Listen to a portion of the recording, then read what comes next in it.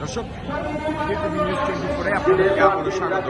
আমি সুজয় মজুমদার এই মুহূর্তে যুক্ত আছি রাজধানী প্রেস ক্লাবের সামনে, যেখানে কিন্তু বৈষম্যের শিকার চলমান যোগ্য সকল বেসরকারি প্রাথমিক বিদ্যালয় জাতীয়করণ এবং ৩রা ফেব্রুয়ারি মাননীয় প্রধান উপদেষ্টার কার্যালয় হতে প্রেরিত যে চিঠি, সেই চিঠি দ্রুত বাস্তবায়নের জন্য অবস্থান করছেন। তারা 3 দিন আগে জানিয়েছিলেন তাদের চিঠি সচিবালয়ে প্রেরণ করা হয়েছে, কিন্তু সচিবের কর্তব্য থেকে তার কোনো অগ্রগতি দেখা যায়নি, যার ফলেই কিন্তু তারা যুক্ত হওয়ার পরে তারা কিন্তু এখানে অবস্থান কর্মসূচি পালন করছেন 3 দিন যাবৎ। দর্শক, সকল বিভাগ থেকে সারা দেশ থেকে প্রাথমিক বিদ্যালয়ের দর্শক সরকারি প্রাথমিক যে শিক্ষক সমিতি আছেন, সেই শিক্ষক সমিতির শিক্ষক শিক্ষিকাবৃন্দ তারা কিন্তু যুক্ত হয়েছেন এবং বাস্তবায়নের সঙ্গে অবস্থান করছেন। আমরা তাদের এমন একজনের কাছ থেকে শুনব আসলে দাবিগুলো কি, কতদিনের অবস্থা। 13 সালে 13 সালে সরকারের ঘোষণা ছিল বাংলাদেশে একটি বেসরকারি প্রাথমিক বিদ্যালয় থাকবে না এবং সেই বিদ্যালয়গুলি সকল বিদ্যালয়কে জাতীয়করণের আওতায় নিয়ে আসবে।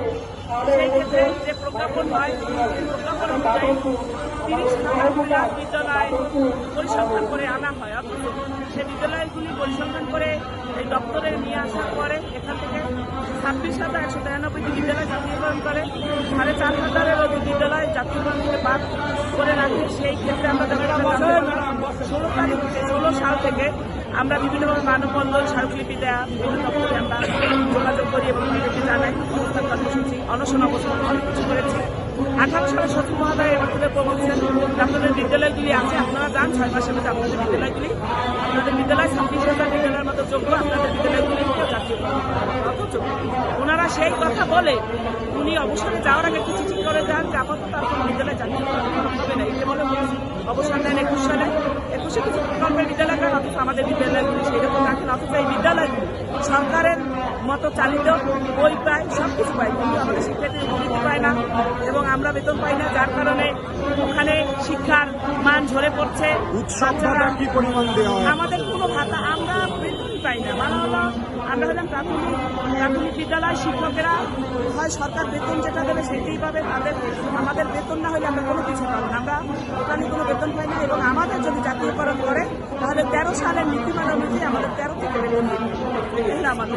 এখন আমাদের দাবি যে আমরা বারবার প্রত্যেকটা দপ্তরে গিয়েছি, এরা সবাই বলে আপনার প্রধান উপদেষ্টা পারে একমাত্র এই কাজ করতে, যার কারণে প্রধান উপদেষ্টার কাছে অবহিত করা হয়। উনি একটা চিঠি করে, সেই চিঠিটা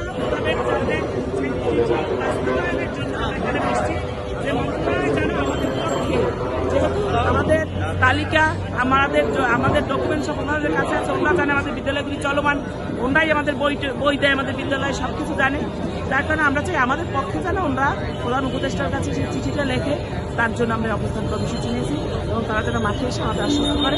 সচিবালয় থেকে কি ধরনের অগ্রগতি দেখতে পাচ্ছেন? সচিবালয় থেকে আসলে তারা চায় না যে আমাদের বিদ্যালয়গুলি জাতীয়করণ হোক, কারণ ওনারাই দুর্নীতি করে বাদ করে রেখেছে। আমাদের যোগ্য বিদ্যালয় বাদ দিয়ে অযোগ্য বিদ্যালয় করেছে নিজেদের স্বার্থের জন্য, নিজ এলাকায় নিজেদের নামে বিভিন্নভাবে ওনারা এরকম করেছে, যার কারণে এই কাজটা এখন তারা হাত দিলে একটা সমস্যার সৃষ্টি হতে পারে। সেইটার জন্য নাকির জন্য তারা দুর্নীতি করছে, এখন আমাদের সাথে দুর্নীতি করে। তাদেরকে ভাঙার জন্য প্রধান উপদেষ্টা যদি সরাসরি তাদেরকে এখন চাপ প্রয়োগ করে, আমরা আশা করি তাহলে মনে হয় ওনারা সেই কাজটি করবে, যেহেতু আমাদের বিদ্যালয়গুলি যোগ্যতা অনুযায়ী পরিচালিত হচ্ছে। দর্শক, ঠিক যেমনটাই শুনছিলেন, প্রধান উপদেষ্টার কার্যালয় হতে প্রেরিত চিঠি দ্রুত বাস্তবায়নের লক্ষ্যে যে কর্মসূচি, সেটি কিন্তু পালন করছেন তারা। প্রেস ক্লাবের সামনে থেকে আপনাদের সাথে যুক্ত ছিলাম আমি সুজয় মজুমদার, কেটিভি নিউজ 24 ঢাকা।